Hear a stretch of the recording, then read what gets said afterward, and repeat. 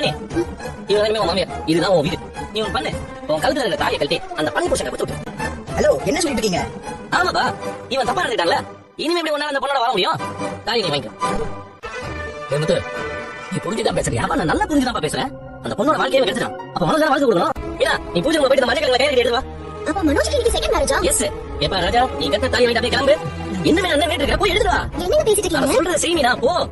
ஏய், நான் இருக்க அவன் டார்கெட்னோ. முத்து, நீங்க ரொம்ப ஓவரா போயிட்டு இருக்கீங்க. உன் புருஷன் நம்ம தப்பா ரோட்ல போயிட்டான். நான் அதை சரிதான் பண்ணிட்டு இருக்கேன். மீனா, நீ போய் தாலி எடுத்து வா மீனா. நீங்க என்ன பாத்துட்டு இருக்கீங்க? ஹலோ, என்னங்க? என்ன தாலி கட்ட சொல்றீங்க? இவன் பொண்டாட்டி. என்ன சொன்ன? சரி கேட்கல. அவன் என் பொண்டாட்டி. அவன் பொண்டாட்டி இப்பதான் தெரிஞ்சா நடக்காத உன்னை நடந்தத சொல்லி உன் பொண்டாட்டி வச்சு இவ்வளவு கேவலமா வேலை பண்ணிருக்க. அதுக்கு காசு போய் வேற வாங்க. இதுக்கெல்லாம் அர்த்தம் தெரியுமா உனக்கு? ஏன் புருஷன் கேவலமா பேசுறீங்க? உன் புருஷன் இப்படி கேவலமா வேலை செய்ய சொன்னா உனக்கு எங்க போச்சு புத்தி? உன்ன மாதிரி பொண்ணுங்களால தான் நிஜமா பாதிக்கப்பட்ட பொண்ணுங்க கூட நிறைய பேர் சந்தேகப்படுறாங்க. இப்படி அசிங்கமான வழியில தான் நீ சம்பாதிக்கணுமா? ஏமா அதுல ஒரு பள்ளியை அடுத்தவங்க ஈஸியா தூக்கி போட்டலாம். ஆனா அதுக்கான விளைவு எல்லாருக்கும் எப்படி இருக்குங்கிறத யோசிக்கணும். எங்க மனுஷங்க மனோஜ் சார் மேல தப்பு இல்ல. அவர் என் பொண்டாட்டி கிட்ட தப்பா நடந்துக்கவும் இல்ல. ஏன் மோசமான பள்ளியை அவன் மேல போட்டீங்க? ஐயா, நாங்க உழைச்சு சம்பாதிக்கணும் அந்த கடையில வேலைக்கு செஞ்சோம். ஆனா நாங்க எந்த தப்பு செய்யாமலேயே 3 லட்சம் ரூபாய் திருடிட்டோம்னு எங்க மேல பழி போட்டாங்க ஐயா. எங்களை போலீஸ்ல பிடிச்சு கொடுக்கணும் வேற சொன்னாங்க. நிஜமாவே நாங்க எந்த பணத்தை திருடலைங்க ஐயா. ஆனா இவங்க ரெண்டு பேருமே எங்க மேல பழிய போட்டு எங்களை அசிங்கப்படுத்திட்டாங்க. அதுக்கு பழி வாங்க தான் நாங்க இப்படி பண்ணிட்டோம் ஐயா. எங்களை மனுஷங்க. ஏய், போய் சொல்றா, நீங்க தான் பணத்தை திருடுனீங்க. டேய், திருடி எல்லாம் எப்போ ஊரே கட்டி போயிருப்பாங்கடா. திருட்டு பழி வந்த கோவத்துல அவங்க இப்படி பண்ணிருக்காங்க. இந்த உண்மை இவங்க வாயால சொல்ல கேட்டா அவங்க கூப்பிட்டு வந்து இவ்வளவும் பண்ண. என்ன இருந்தாலும் என் கூட போறவன் ஆயிட்டான். அவனுக்கு ஒரு கெட்ட பேர் வரக்கூடாது அப்படி பேசணும்.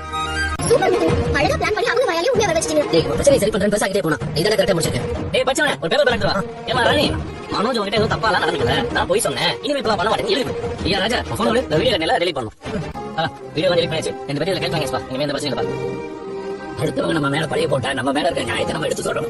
இந்த மாதிரி எல்லாம் செய்யக்கூடாது. இனிமேல அது நிர்பயா இருங்க. சரிங்க. அப்பா சொன்ன கேட்டீங்களா? உங்களுக்கு இதோட விடுறேன். இல்லங்க. இனிமே கண்ணு முன்னாடியே வராங்க. சூப்பர் முத்து, பிரச்சனை சூப்பரா சால்வ் பண்ண. நீ முதல்ல ஐடியா கொடுத்து நிறுத்து. நான் அன்னைக்கு சொன்னேன்ப்பா, அவங்க ரெண்டு பேரும் பணத்தை திருடி மாட்டாங்கன்னு. அப்ப பணத்தை யார் திருடிப்பா? அது திருட்டு போல. பணத்தை யாரோ எடுத்துருக்காங்க. எடுத்துட்டாங்களா? ஆமாமா, லாக்கர் நம்பர் இவங்க ரெண்டு பேருக்கு மட்டும் தான் தெரியும். ஒண்ணு இவன் எடுத்துக்கணும், இல்லைன்னா பார்லர் மாட்டிருக்கணும். டேய், மனோஜ் எடுக்க போறா? அவங்களே அவனே திருடுவானா? ஒருவேளை நீ சொல்ற மாதிரி இவ வேணா எடுத்துப்பா. அம்மா, நாங்க எடுத்தா ஏமா திருட்டு போச்சு சொல்ல போறோம்? வேற எப்படி திருட்டு போயிருக்குமா? பணம் எவ்வளவு பணமா இருக்கலாம். ஆனா யார் திருடினாங்கன்ற உண்மை ஒரு நாள் வெளில வரதான் போகுது. ஆனா ரோனி, எனக்கு இன்னொரு விஷயத்துல ஒரே கன்ஃபியூஷனா இருக்கு. என்ன விஷயம்? ராஜாவும் ராணியும் பணத்தை எடுக்கலன்னு சொல்றாங்க. முத்துவும் அதை கன்ஃபார்ம் பண்ணிட்டான். அப்படின்னா பணத்தை ஷோரூம்ல இருந்து யாரு திருடிப்பா?